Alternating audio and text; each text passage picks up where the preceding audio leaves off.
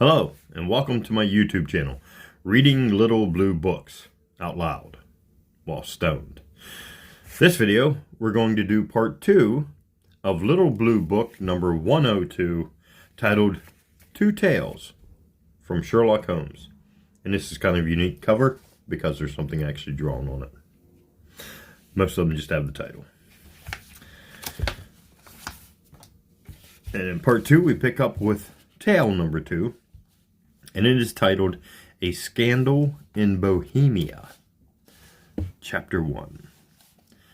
To Sherlock Holmes, she is always the woman. I have seldom heard him mention her under any other name. In his eyes, she eclipses and predominates the whole of her sex. It was not that he felt any emotion akin to love for Irene Adler.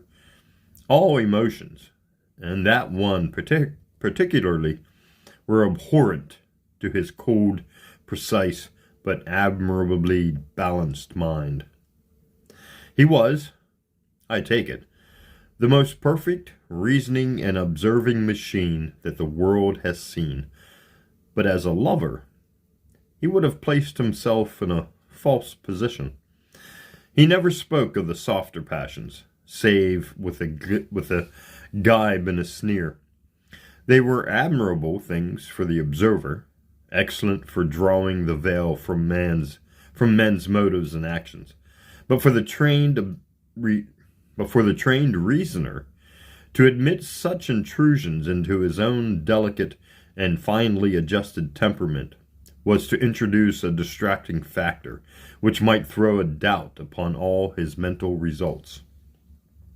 Grit in a sensitive instrument, or a crack in one of his own high-power lenses, would not be more disturbing than a strong emotion in a nature such as his. And yet there was but one woman to him, and that woman was the late Irene Adler, of dubious and questionable memory. I had seen little of Holmes lately. My marriage had drifted us away from each other. My own complete happiness and the home-centered interests which rise up around the man who first finds himself master of his own establishment were sufficient to absorb all my attention. While Holmes, who loathed every form of society with his whole bohemian soul, remained in our lodgings in Baker Street, buried among his old books and alternating from week to week between cocaine and ambition.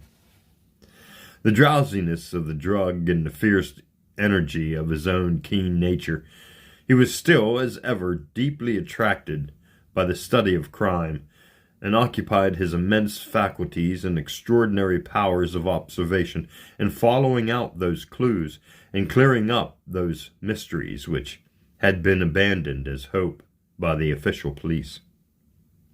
From time to time I heard some vague account of his doings, of his summons to Odessa in the case of the Trepoff murder, of his clearing up of the singular tragedy of the Atkinson brothers at Trycomley, and finally of the mission which he had accomplished so delicately and successfully for the reigning family of Holland.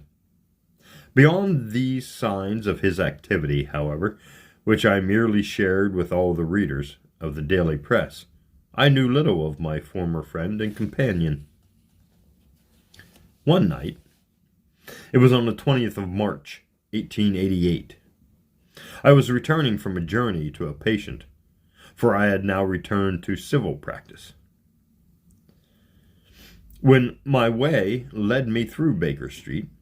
As I passed the well-remembered door which must always be associated in my mind with my wooing, and with the dark incidents of the study in scarlet, I was seized with a keen desire to see Holmes again, and to know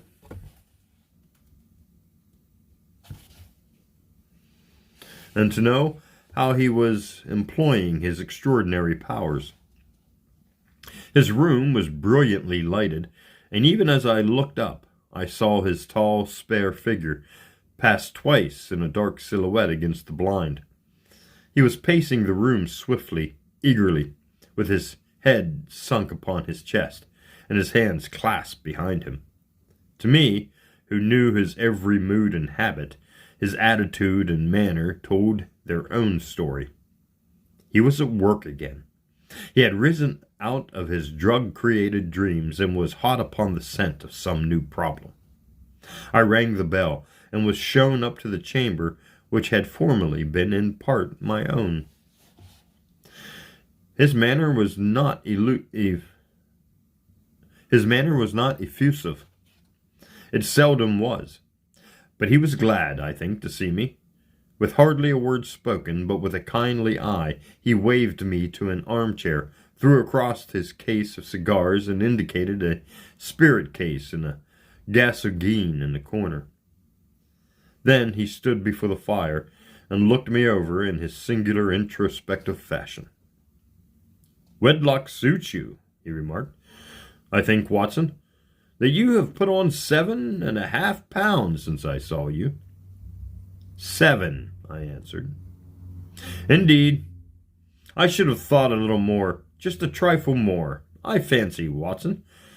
And in practice again, I observe, you did not tell me that you intended to go into harness. And how did you know?" "I see it.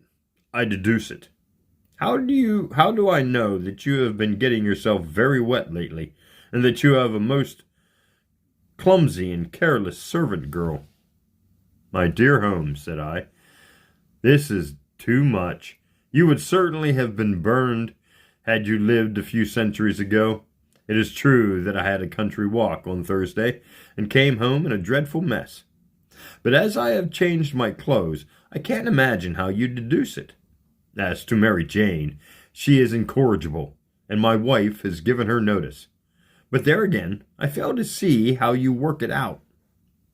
He chuckled to himself, and rubbed his long, nervous hands together. "It is simplicity itself," said he. "My eyes tell me that on the inside of your left shoe, just where the firelight strikes it, the leather is scored by 6 almost parallel cuts. Obviously, they have been caused by someone who has very, very carelessly scraped round the edges of the sole in order to remove crusted mud from it. Hence, you see, my double deduction that you had been out in vile weather, and that you had a particularly malignant boot-slicking specimen of the London slavey. As to your practice, if a gentleman walks into my rooms smelling of idioform, with a black mark of nitrate of silver upon his right forefinger, and a bulge on the side of his top hat, I show where he has secreted his stethoscope. I must be dull indeed if I do not pronounce him to be an active member of the medical profession." I could not help laughing at the ease with which he explained his process of deduction. "When I hear you give your reasons," I remarked, "the thing always appears to me so ridiculously simple that I could easily do it myself, though at each successive instance of your reasoning, I am baffled until you explain your process. And yet, I believe that my eyes are as good as yours." "Quite so," he answered, lighting a cigarette and throwing himself down into an armchair. "You see, but you do not observe. The distinction is clear. For example, you have frequently seen the steps which lead up from the hall to this room." "Frequently." "How often?" "Well, some hundreds of times." "Then how many are there?" "How many? I don't know." "Quite so. You have not observed, and yet you have seen. This is just my point. Now I know there are 17 steps because I have both seen and observed. By the way, since you are interested in these little problems, and since you are good enough to chronicle one or two of my trifling experiences, you may be interested in this." He threw over a sheet of thick, pink-tinted notepaper, which had been lying open upon the table. "It came by the last post," he said. "Read it aloud." The note was undated and without either signature or address. There will call upon you tonight at the 7:45, it said, a gentleman whose desire to consult you upon a matter of the very deepest moment. Your recent services to one of the royal houses of Europe have shown that you are one who may safely be trusted with matters which are of an importance which can hardly be exaggerated. This account of you we have from all quarters received. Be in your chamber, then, at that hour, and do not take it amiss if your visitor wears a mask. This is indeed a mystery, I remarked. What do you imagine that it means? I have no data yet. It is a capital mistake to theorize before one has data. Insensibly, one begins to twist facts to suit theories instead of theories to suit facts. But the note itself, what can you deduce from it? I carefully examined the writing and the paper upon which it was written. The man who wrote it was presumably well-to-do, I remarked, endeavoring to imitate my companion's processes. Such paper could not be bought under half a crown in packet. It is particularly strong and stiff. Peculiar that it is the very word, said Holmes. It is not an English paper at all. Hold it up to the light. I did so, and saw a large E with a small g, a P, and a large G with a small T woven into the texture of the paper. What do you make of that? Said Holmes. The name of the maker, no doubt, or his monogram, rather. Not at all. The G with the small T stands for Gesellschaft, which is the German for company. It is a customary contraction like our CO. P, of course, stands for papier. Now for the EG. Let's glance at our Continental Gazetteer. He took down a heavy brown volume from his shelves. Eglints. Here we are. Egria. It is in a, turning the page, is in a German-speaking country, in Bohemia, not far from Carlsbad. Remarkable as being the scene of the death of Wallenstein, and for its numerous glass factories and paper mills. Ha ha! My boy, what do you make of that? His eyes sparkled, and he sent up a great blue triumph cloud from his cigarette. The paper was made in Bohemia, I said. Precisely. And the man who wrote the note is a German. Do you note the peculiar construction of the sentence? This account of you we have from all quarters received? A Frenchman or Russian could not have written that. It is the German who is so uncourteous in his verbs. It only remains, therefore, to discover what is wanted by this German who writes upon Bohemian paper and prefers wearing a mask to showing his face. And here he comes, if I am not mistaken, to resolve all our doubts. As he spoke, there was the sharp sound of horses' hoofs, and grating wheels against the curb, followed by a sharp pull with the bell. Holmes whistled. A pair, by the sound, he said. Yes, he continued, glancing out the window. A nice little brougham and a pair of beauties. 150 guineas apiece. There's money in this case, Watson, if there's nothing else. I think I had better go, Holmes. Not a bit, Doctor. Stay where you are. I am lost without my Boswell, and this promises to be interesting. It would be a pity to miss it. But your client, never mind him. I may want your help, and so may he. Here he comes. Sit down in that armchair, Doctor, and give us your best attention. A slow and heavy step, which had been heard upon the stairs and in the passage, paused, immediately outside the door. Then there was a loud and authoritative tap. Come in, said Holmes. A man entered who could hardly have been less than 6 feet 6 inches in height, with the chest and limbs of a Hercules. His dress was rich, with a richness which would, in England, be looked upon as akin to bad taste.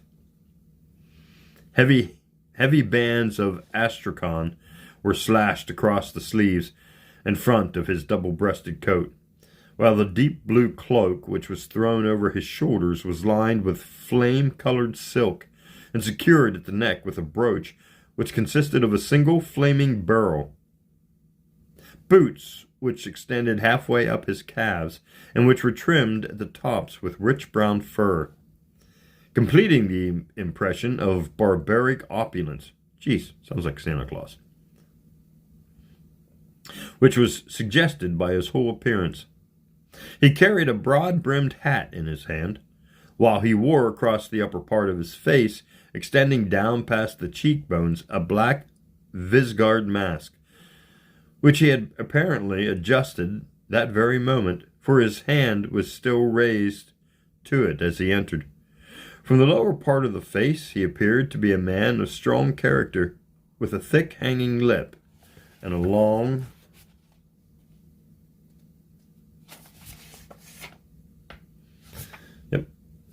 straight chin, suggestive of resolution, pushed to the length of obstinacy.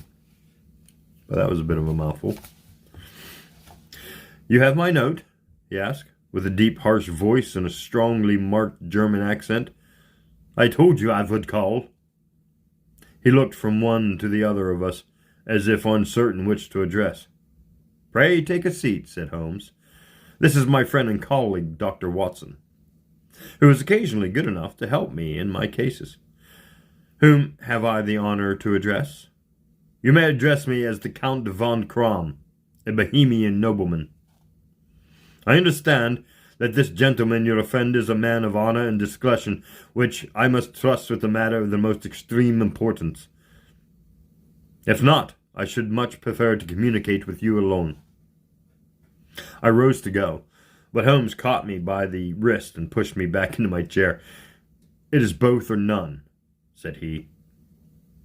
"You may say before this gentleman anything which you may say to me." The Count shrugged his broad shoulders.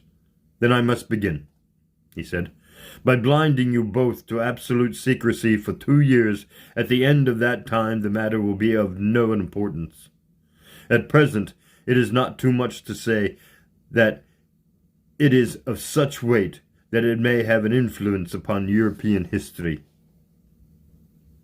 "I promise," said Holmes. "And I.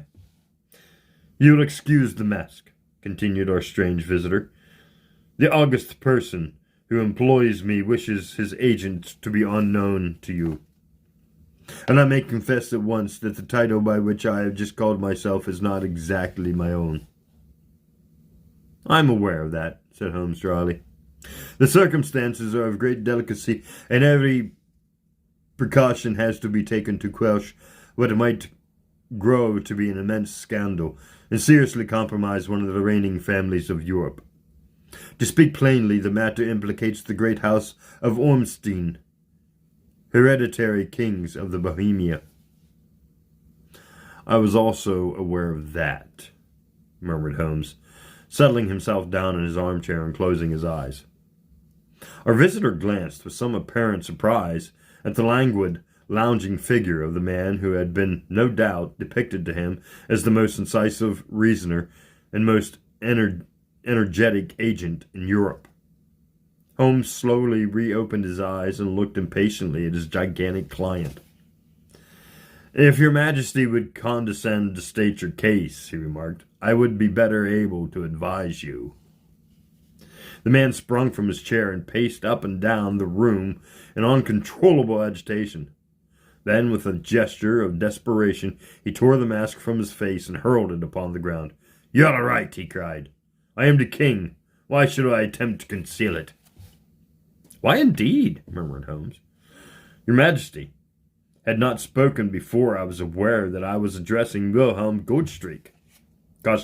Wilhelm Gottsreich. Gottsreich. It's German. Sigmund von Ormstein, Grand Duke of Castelfelstein and hereditary King of Bohemia." But you can understand, said the strange visitor, sitting down once more and passing his hand over his high, white forehead. You can understand that I am not accustomed to doing such business in my own person. Yet the matter was so delicate I could not confide it to an agent without putting myself in his power. I have come incognito from Prague, in the purpose of consulting you. Then pray consult, said Holmes, shutting his eyes once more. The facts are briefly these. Some 5 years ago, during a lengthy visit to Warsaw, I made the acquaintance of the well-known adventuress Irene Adler. The name is no doubt familiar to you. Kindly look her up in my index, Doctor, murmured Holmes, without opening his eyes. For many years he had adapted a system for docketing all paragraphs concerning men and things, so that it was difficult to name a subject or a person on which he could not at once furnish information. In this case, I found her biography sandwiched in between that of a Hebrew rabbi and that of a staff commander who had written a monograph upon the deep-sea fishes. Let me see, said Holmes. Born in New Jersey in the year 1858. Contralto. La Scala. Prima donna Imperial Opera of Warsaw. Yes. Retired from operatic stage. Living in London. Quite so. Her Majesty, as I understand, became entangled with this young person, wrote her some compromising letters, and is now desirous of getting those letters back? Precisely so. What? How? Was there a secret marriage? No. No legal papers or certificates? None. Then I fail to follow your Majesty. Is this young person should produce her letters for blackmailing or other purposes, how is she to prove their authenticity? There is the writing. Pooh-pooh. Forgery. My private notepaper. Stolen. My own seal. Imitated. My photograph. Bought. We were both in the photograph. Oh dear. That is very bad.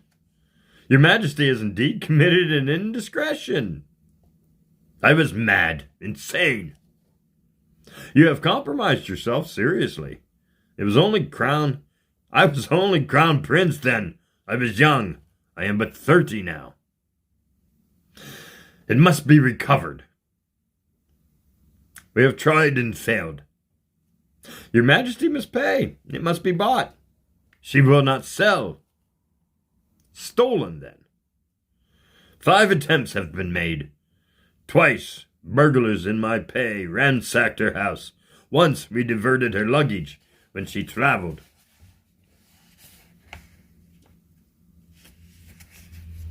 Twice she has been waylaid. There has been no result. No sign of it? Absolutely none. Holmes laughed. It is quite a pretty little problem, he said.